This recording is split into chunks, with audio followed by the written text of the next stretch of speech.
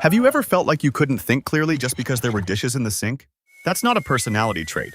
That's your nervous system responding to a threat signal. And here's what most people don't understand. The people who keep their homes immaculate aren't doing it because they love cleaning. They're doing it because their brain has learned that external chaos creates internal chaos. And for them, the discomfort of disorder exceeds the effort of maintaining order. You walk into their house and it looks like a magazine spread. Everything has a place. Nothing's out of alignment. The kitchen counter is clear. There's not a single random pile anywhere. And you immediately think, they must have so much time. Or they're just naturally disciplined. Or maybe they're a little obsessive. But psychology reveals something different. People who keep their homes consistently clean and organized aren't operating from discipline. They're operating from nervous system regulation. And understanding the mechanism changes how you see both the behavior and the people who can't stop doing it. The cognitive load theory. Your brain has limited processing capacity at any given moment. Psychologists call this your working memory, the mental space where you hold and manipulate information. And here's what most people don't realize. Visual clutter consumes working memory even when you're not consciously paying attention to it. Research from Princeton University's Neuroscience Institute found that physical clutter in your environment competes for your attention, decreasing performance and increasing stress. When your visual field is chaotic, your brain is constantly processing. Is that important? Do I need to deal with that? What is that thing?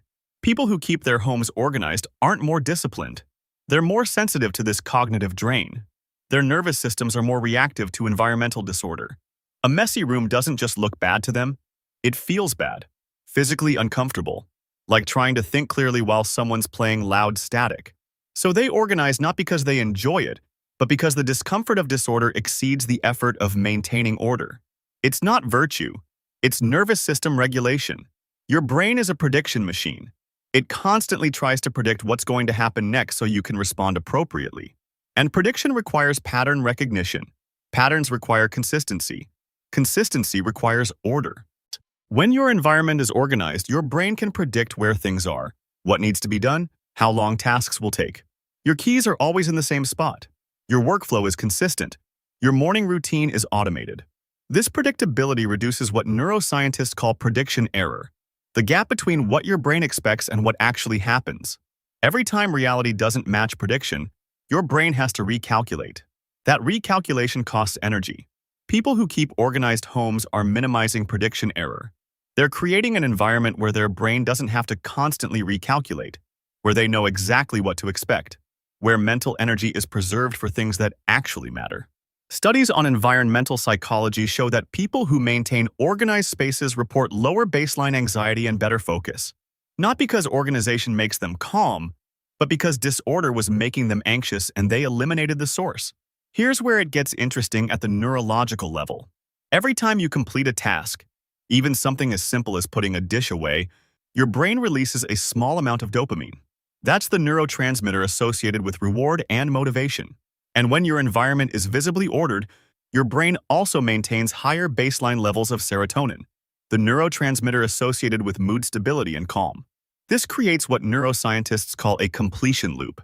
You put something away. Dopamine spike. Visual order maintained. Serotonin stability. Your brain registers. System working. Environment controlled. Threat neutralized. People who keep organized homes have discovered, usually unconsciously, that they can regulate their neurochemistry through environmental management. Each small act of ordering triggers a micro-reward, and those micro-rewards compound into a baseline sense of calm and control. This is why they can't leave the dish in the sink. It's not about the dish. It's about interrupting the neurochemical feedback loop that keeps their nervous system regulated. The unwashed dish represents incomplete action, which prevents the dopamine release, which creates low-level agitation, which accumulates throughout the day. They're not perfectionists. They're neurochemistry managers. Here's something interesting. People who keep extremely organized homes often feel like other areas of their life are chaotic or out of control. Their job is unpredictable. Their relationships are complicated. Their future is uncertain. And they can't control those things. But they can control whether the coffee mugs are facing the right direction, whether the books are alphabetized, whether the shoes are lined up perfectly. This is what psychologists call compensatory control. When you can't control the things that matter, you over-control the things you can. Your organized home isn't just about cleanliness. It's about creating one domain where you have complete agency. Research on control and anxiety shows that people who experience high unpredictability in their lives often develop rigid routines in controllable domains. The organization isn't about the space. It's about the psychological need for something, anything, to be manageable. This isn't pathological. This is adaptive. Your brain is finding a way to meet its need for control in an uncontrollable world. And if that means your spices are organized alphabetically, that's a pretty functional coping mechanism. People who stay organized have figured out something fundamental. Future effort is determined by present systems. Every object that doesn't have a designated home creates friction. Every task without a clear process creates decision fatigue. When you walk in the door and don't know where to put your keys, that's friction. When you need something and have to search for it, that's friction. When you can't start cooking because the counter is covered, that's friction. Organized people eliminate micro-frictions obsessively, not because they're perfectionists, but because they understand that small frictions compound. 5 seconds of "where did I put that?" multiplied by 30 instances per day equals 2.5 minutes of pure waste. Times 365 days equals 15 hours per year just searching for things. Their brain has calculated this. Probably not consciously, but their nervous system recognizes that the upfront cost of maintaining organization is far less than the cumulative cost of disorder.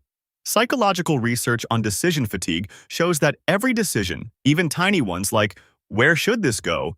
depletes your mental resources. Organized people have eliminated thousands of micro-decisions by creating systems. Put it back where it came from. Clean as you go. Deal with it now instead of later. They're not more disciplined, they're more systematic. If this explained why you can't leave dishes in the sink, or why you have to straighten the pillows before bed, drop a comment with the word systems.